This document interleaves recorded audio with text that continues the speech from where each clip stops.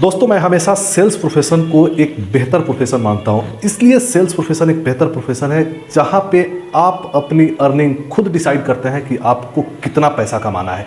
ये एक ऐसा प्रोफेशन जहां पे पैसा अर्न करने की कोई लिमिटेशन नहीं होती है और मैं पर्सनली इसे बहुत पसंद करता हूं। मैं 10 सालों से इस प्रोफेशन में हूं। 10 सालों से सेल्स में काफ़ी सारी चीज़ें सीखी है, काफ़ी सारी गलतियाँ भी की है और काफ़ी सारी लर्निंग्स भी मिली है।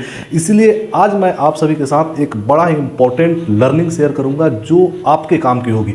इस लर्निंग से आप कस्टमर की कैटेगरी को पहचान पाएंगे और वैसे कस्टमर को आप ज़्यादा से ज़्यादा अपने सेल्स के लिए कन्वर्ट कर पाएंगे। इसमें 3 तरीके की कैटेगरी है कस्टमर की। इन सारी चीज़ों के ऊपर हम बात करेंगे, कैसे आप कस्टमर को कैटेगराइज करें और कैसे अपने सेल्स प्रोफेशन में नंबर ऑफ कस्टमर को अपने साथ जोड़ पाएँ और अपने बिजनेस को डेवलप कर पाएँ, अपने सेल्स को डेवलप कर पाएँ।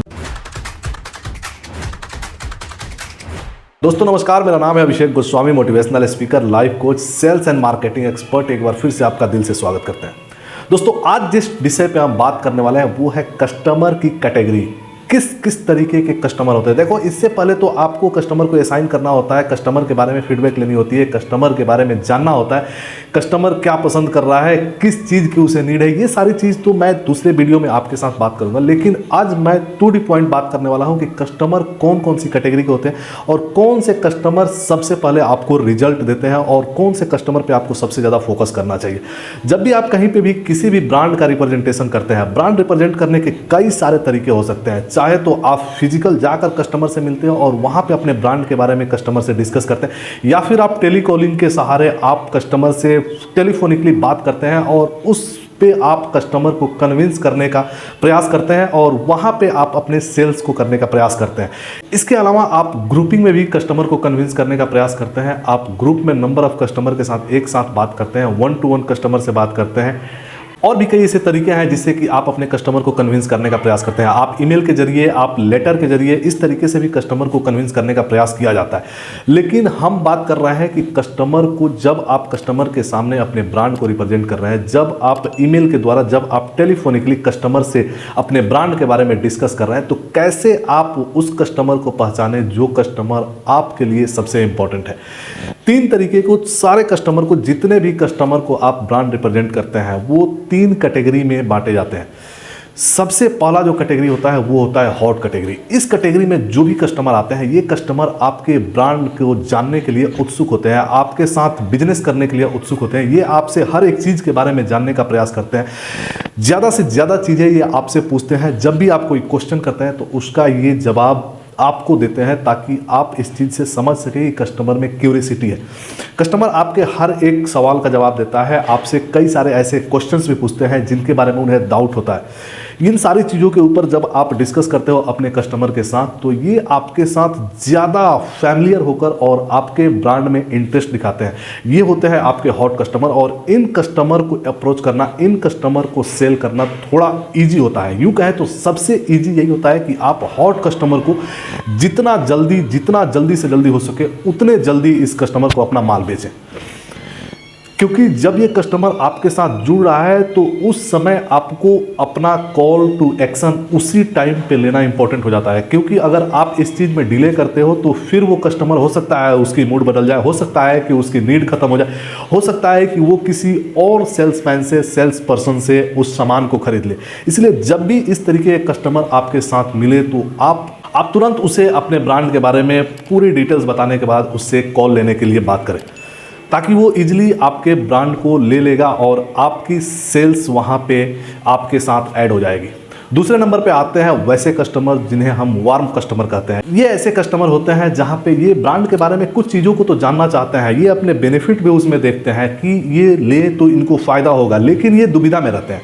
ऐसे कस्टमर दुविधा में पड़ जाते हैं कि ये लें या नहीं लें, अभी ले या फिर कल ले। इस तरीके के डाउट उनके मन में आते हैं। ये ब्रांड के बारे में भी जानना चाहते हैं, कुछ चीज़ों का ये आपको रिस्पॉन्स भी देते हैं, लेकिन वो एट ए टाइम एक्शन नहीं लेते हैं।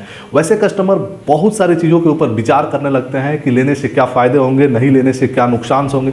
इस तरीके की चीज़ें ये कस्टमर देखते रहते हैं, ये सोचने लगते हैं कि इस चीज़ों में हमें फ़ायदा होगा या नुकसान होगा। लेकिन एक बात इनके साथ और होती है कि अगर आपने इन्हें सही तरीके से कन्विंस किया, अगर आपने अपने ब्रांड के बारे में में सही तरीके से रिप्रेजेंट किया, तो 2 4 5 फॉलोअप के बाद ये कस्टमर जो है वो आपके साथ अलाइन हो जाते हैं, वो आपके साथ जुड़ सकते हैं। इसकी पॉसिबिलिटी ज़्यादा होती है क्योंकि ये कस्टमर ऑलरेडी आपके ब्रांड्स के बेनिफिट के बारे में जान चुके हैं। इन्हें उस बेनिफिट से, उस ब्रांड से कुछ ना कुछ फ़ायदा होने वाला भी है, ये उनके फ़ायदे भी जान चुके हैं, लेकिन ये एट ए टाइम एक्शन नहीं लेना चाहते हैं। और अगर आप इनके साथ प्रॉपर फॉलोअप में रहें तो ये आपके ब्रांड के साथ जुड़ सकते हैं और ये भी आपके कस्टमर बन सकते हैं। तीसरे नंबर के जो कस्टमर होते हैं वो होते हैं कोल्ड कस्टमर। वैसे कस्टमर जो आपके बारे में, आपके ब्रांड के बारे में बहुत ज़्यादा इंटरेस्ट नहीं लेते हैं, बहुत ज़्यादा उनको इस चीज़ से कोई लेना देना नहीं होता है। वो आपकी बातों को सुनते हैं और इग्नोर करने जैसा बिहेव करते हैं और आपको इग्नोर करते हैं, आपको ज़्यादा टाइम भी नहीं देते हैं। इस तरीके के कस्टमर आपके साथ जल्दी नहीं जुड़ते हैं। ये आपके ब्रांड के बारे में जान भी लेंगे, ये उसकी क्वालिटी को जान लेंगे, उसकी सारी बेनिफिट्स को जान लेंगे, लेकिन ये एक्शन नहीं लेंगे। ये लंबे टाइम तक आपसे इंतज़ार करवाएंगे, लंबे टाइम तक आपको फॉलोअप करना पड़ेगा। और यहाँ पे ज़्यादातर पॉसिबिलिटी होती है कि ऐसे कस्टमर आपके साथ जुड़ भी सकते हैं और नहीं भी जुड़ सकते हैं, इसकी पॉसिबिलिटी ज़्यादा होती है। ऐसे कस्टमर ज़्यादातर टाइम पे आपके साथ नहीं जुड़ते हैं।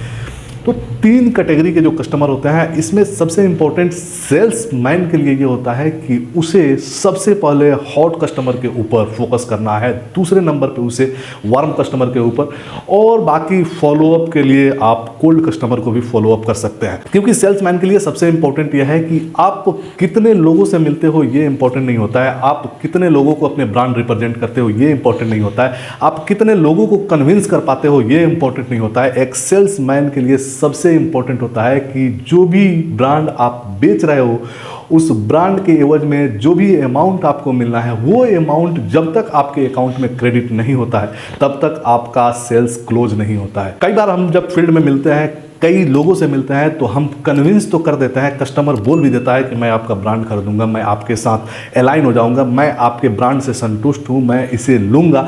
लेकिन 1 दिन 2 दिन बाद ऐसा होता है कि फिर जब आप फॉलोअप करते हैं तो कस्टमर डिनाई कर देता है।